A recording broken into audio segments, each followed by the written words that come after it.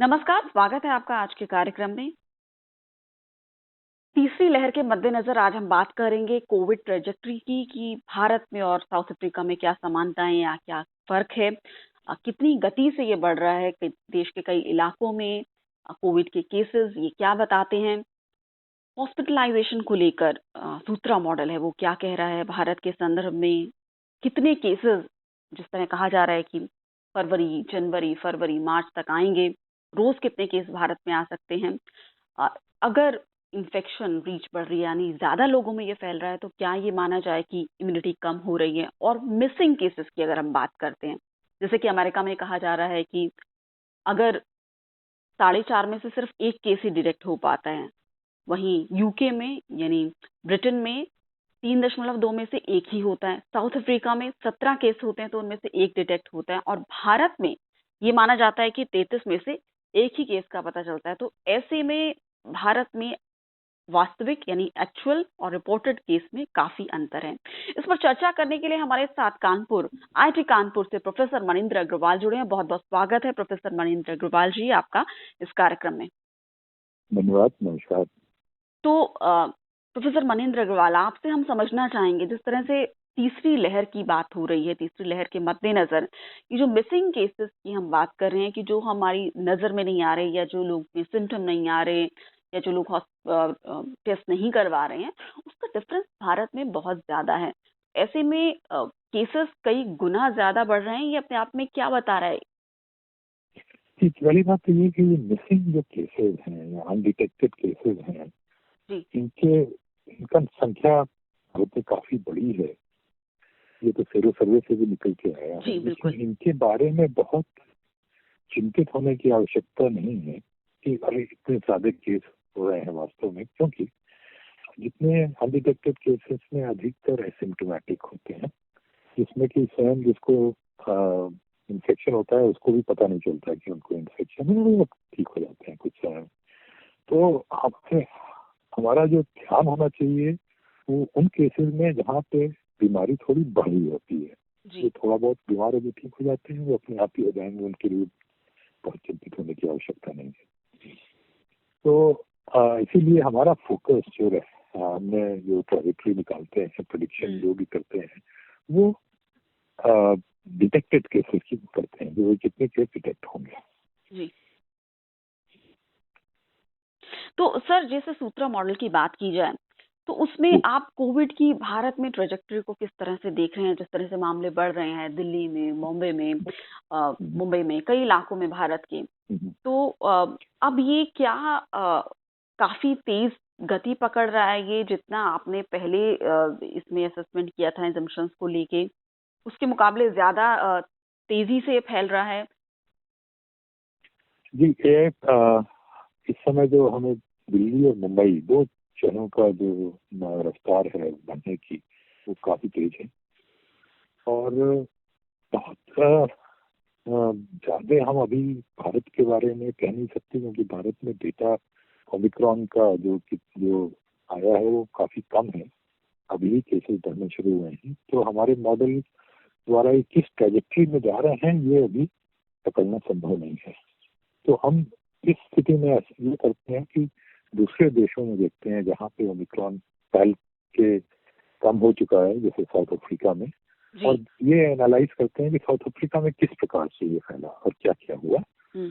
और फिर समानता देखते हैं कि भाई भारत और साउथ अफ्रीका में क्या समानता है, क्या अंतर है, और उस हिसाब से प्रयास करते हैं कि फिर एक प्रोजेक्शन करने का कि भारत में किस तरीके से हो सकता है। तो ये हमने किया है, साउथ अफ्रीका से सीख लेके भारत में प्रोजेक्शन किए हैं। तो उसमें हमने जो प्रोजेक्शन करीब एक हफ्ते पहले किए थे, उसमें निकल के आ रहा था कि करीब अधिकतम 2 लाख केसेस प्रतिदिन तक हो सकते हैं फरवरी के अंत या मार्च के प्रारंभ में। लेकिन अभी जो नया डेटा आया है दिल्ली और मुंबई का देख के हमें लग रहा है कि शायद यहाँ साउथ अफ्रीका से ज्यादा स्तर पे फैल रहा है। यहाँ पे इम्यूनिटी लॉस जो साउथ अफ्रीका में था उससे कुछ ज्यादा हमारे यहाँ हो रहा है। तो इसका अर्थ ये होगा कि केसों की संख्या और बढ़ेगी। कितनी बढ़ेगी ये अभी कहना संभव नहीं है, क्योंकि भारत, जैसे मैंने कहा कि कुछ 1 हफ्ते 10 दिन का डेटा और यदि हमारे पास आ जाए तो जी दिल्ली और मुंबई का हम कैप्चर कर सकते हैं कि कितना संख्या बढ़ सकती है वहां पे, और फिर उसको उपयोग कर सकते हैं भारत के बारे में कहने में। जी, बहुत इम्पोर्टेंट बात आपने बताई कि साउथ अफ्रीका से अगर कंपैरिजन करें तो ये भारत में बहुत तेज गति से फैल रहा है, दिल्ली और मुंबई के अगर डेटा देखें तो जाहिर तौर पर जैसे कि सूत्रा मॉडल के जरिए ये कहा गया था कि 2 लाख के लगभग फरवरी के अंत तक केसेस रोज आएंगे, लेकिन अब ये 2 लाख को भी क्रॉस कर सकता है। यानी कि अगर इन्फेक्शन रीच बढ़ रही है, यानी ज्यादा तेज गति से फैल रहा है, ज्यादा फैल रहा है, तो क्या माना जाए कि इम्यूनिटी है वो लॉस हो रहा है, इम्यूनिटी कम हो रही है, चाहे वैक्सीन की या फिर नेचुरल इम्यूनिटी? प्रोफेसर महेंद्र। जी हाँ, एक पहले तो वैक्सीन इम्यूनिटी जो है वो काफी हद तक ओमिक्रॉन उसको बाईपास कर देता है। जी ये सभी यूके और कई अन्य जगहों से आई हैं कि वहाँ पे वैक्सीन इम्यूनिटी इन्फेक्शन होने से नहीं बचा पा रही है। हाँ, ये अवश्य है, और वो बहुत महत्वपूर्ण बात है कि सीरियस इन्फेक्शन नहीं हो रहा है वैक्सीन को जिन्होंने ली है। तो ये तो इसलिए वैक्सीन का अपने फायदे अभी भी अपनी जगह कायम है, लेकिन इन्फेक्शन क्योंकि वैक्सीन लेने पे भी हो रहा है, तो इसकी वजह से ये फैलने की संभावना ज्यादा बढ़ जाती है। और दूसरी बात आती है जब नेचुरल इम्यूनिटी की, जो कि तब होती है जब हम पहले से इन्फेक्शन होकर ठीक हो चुका होता है, तो फिर नेचुरल इम्यूनिटी हमारे अंदर आ जाती है। जी तो नेचुरल इम्यूनिटी साउथ अफ्रीका का डेटा देखने पे ये दिख रहा है कि वहाँ पे नेचुरल इम्यूनिटी करीब 1/4 लोगों में जी समाप्त हुई, लेकिन 3/4 में रही। तो भारत में भी हमने वही जो प्रोजेक्शन किए थे वही लेके किए, जबकि ये तो हमारे पास आए हैं 2 लाख केसेस लगभग प्रतिदिन का। लेकिन अब दिल्ली और मुंबई का डेटा ये सजेस्ट कर रहा है कि नेचुरल इम्यूनिटी कम से कम दिल्ली और मुंबई में शायद 1/4 से अधिक लोगों में चली गई है। लेकिन अब जैसे मैंने कहा कि अभी एकदम स्पष्ट इसके बारे में कहना उचित नहीं होगा। 1 हफ्ते का डेटा हम और देख लें तो हम ज्यादा अधिक कॉन्फिडेंस से कह सकते हैं। जी बिल्कुल, जिस तरह आप कह रहे हैं कि प्रोजेक्शन है, प्रेडिक्शंस नहीं है। प्रोजेक्शन है जो डेटा जैसे जैसे आ रहा है उस तरह से आगे क्या किस तरह से ये कोविड की ट्रेजेक्टरी होगी उसको हम प्रोजेक्ट कर रहे हैं, उसके बारे में आकलन करने की कोशिश कर रहे हैं। साथ ही जैसे वैक्सीन की बात की जाए तो भारत और साउथ अफ्रीका में वैक्सीनेशन के लेवल में काफी फर्क है। भारत में वैक्सीनेशन काफी ज्यादा संख्या में है, तो उसका भी कुछ आप असर देख रहे हैं तीसरी वेव में? इसका हमें फायदा मिलेगा जब हम बात करते हैं हॉस्पिटलाइजेशन की। जी साउथ अफ्रीका में देखा गया है कि वहाँ पे हॉस्पिटलाइजेशन रेट पहले की वेव की अपेक्षा 1/4 या उससे भी कम देखा गया है।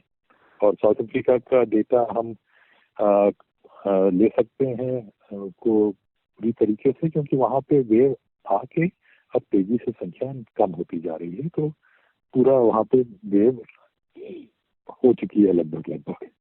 तो वहाँ पे हॉस्पिटलाइजेशन 1/4 से भी कम है, और जितनी ज्यादा लोग वैक्सीनेटेड रहेंगे या नेचुरली इम्यून रहेंगे उतना अधिक हॉस्पिटलाइजेशन की जरूरत नहीं पड़ेगी। तो भारत के लिए ये एक अच्छी बात है, क्योंकि हमारे यहाँ काफी लोगों में वैक्सीनेशन हो चुका है, नेचुरल इम्यूनिटी भी उच्च स्तर की है।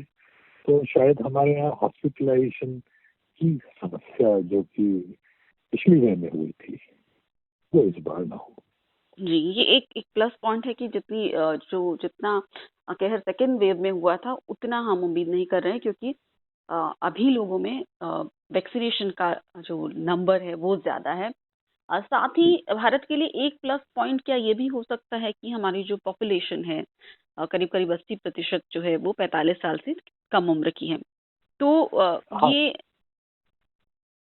जी हाँ, बिल्कुल सही कहा आपने। और ये भी जो 45 साल से कम लोगों में भी पाया गया है कि कोरोना संक्रमण जो है वो अधिक असर नहीं करता, केवल उनको छोड़ दें जिनमें कोमॉर्बिडिटीज है पहले से।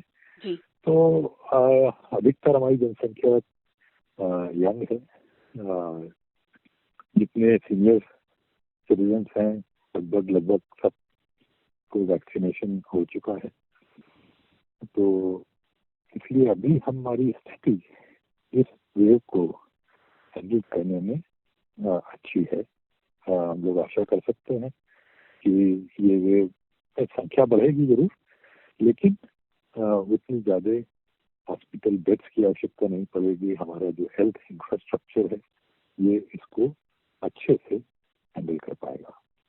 जी, तो बहुत-बहुत शुक्रिया प्रोफ़ेसर मनिंद्र, आईआईटी कानपुर से आप हमारे साथ जुड़े और अभी जो नंबर आ रहे हैं भारत के कई सिटीज़ में, शहरों में, उनको लेके जिस तरह से सूत्रा मॉडल के थ्रू आप कैलकुलेशन कर रहे हैं, प्रोजेक्शंस कर रहे हैं, आंकड़े देख रहे हैं, कोविड की ट्रेजेक्टरी देख रहे हैं, उसको लेके जिस तरह से आपने कई बातें बताई कि और जिस तरह से इंटरनेशनली भी कहा जा रहा है कि ये ओमिक्रॉन जो है ये वैक्सीन इम्यूनिटी को बायपास कर रहा है और भारत में जिस तरह से वैक्सीन काफ़ी बड़ी संख्या में लोगों को लग चुकी है, तो ये कहा जा सकता है कि हॉस्पिटलाइजेशन शायद कम रहे और लेकिन जिस तरह से अगर तेज़ी से इन्फेक्शन बढ़ता है तो ये कहा जाता है कि इम्यूनिटी लॉस हो रहा है, इम्यूनिटी लोगों की कम भी हो रही है। और बहुत सारी जो इम्पोर्टेंट बात रही है कि ये जो माना जा रहा है मिसिंग केसेस की बात की भारत में 33 में से 1 केस ही डिटेक्ट हो पाता है, तो बहुत सारे जो केसेस हैं वो अनरिपोर्टेड चले जाते हैं। तो जो नंबर आ रहे हैं तो ज़ाहिर तौर पर उससे बड़ी संख्या में लोग हैं जो इससे इन्फेक्ट हो रहे हैं कोविड से और ऐसे भी मामले आ रहे हैं जिनमें लोगों ने ट्रैवल हिस्ट्री भी नहीं रही लेकिन उनको भी कोविड के केसेस उनमें भी डिटेक्ट हो रहे हैं। तो ज़ाहिर तौर पर बहुत ही सावधानी बरतने की ज़रूरत है। आगे जो समय है वो ऐसा लग रहा है बहुत ही सतर्क, बहुत ही सावधान रहने का है। जी, बहुत-बहुत शुक्रिया प्रोफ़ेसर मनिंद्र हमारे साथ जुड़ने के लिए और विस्तार से इस विषय पर बातचीत करने के लिए। आगे भी हम लगातार आपसे इस पर बात करते रहेंगे, जिस तरह से नंबर आएँगे, जिस तरह से डेटा आएँगे, तो कोविड की ट्रैजेक्टरी किस तरफ जा रही है, अपने व्यूअर्स को, अपने लिसनर्स को हम इस विषय में बताते रहेंगे। धन्यवाद। धन्यवाद।